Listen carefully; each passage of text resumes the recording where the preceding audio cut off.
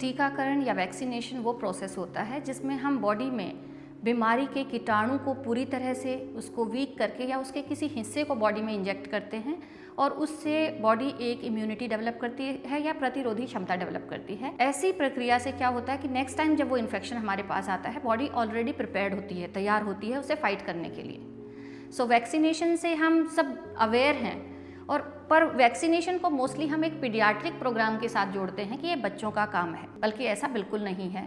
Adult vaccination भी उतनी ही ज़रूरी है जितनी कि बच्चों में ज़रूरी है। आप अक्सर सोचते होंगे कि बड़ों को क्या ज़रूरत है, बचपन से हमें इतने इन्फेक्शन होते हैं तो हमें इम्यूनिटी हो ही गई होगी, पर नहीं, ऐसा नहीं होता है।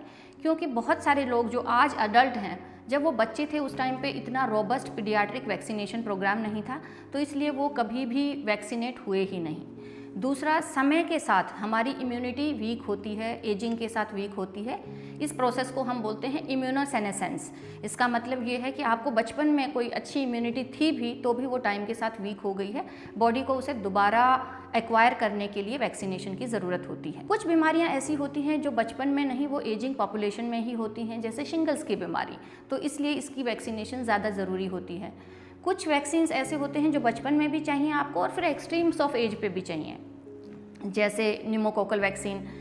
और एज के साथ साथ ये भी सत्य है कि बीमारियां या कोमॉर्बिडिटी ज़्यादा होती है। कोमॉर्बिडिटी आपके ऑलरेडी वीकेंड सिस्टम को और ज़्यादा वीक करती हैं।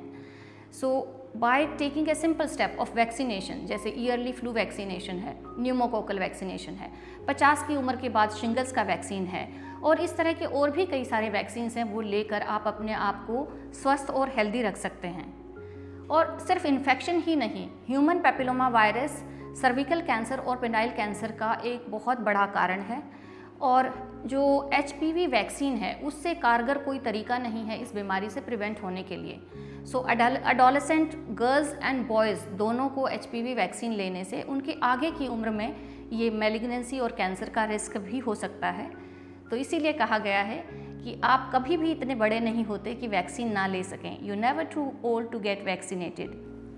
अपने आप को वैक्सीनेट करवाइए अगर आप अडल्ट हैं, अपने पेरेंट्स को भी ये सलाह दीजिए, और जब भी आप नेक्स्ट कंसल्टेशन पे जाएं अपने डॉक्टर से ज़रूर पूछिए कि आप किन किन वैक्सीन्स के लिए एलिजिबल हैं, कौन से वैक्सीन्स आप ले सकते हैं, कब ले सकते हैं।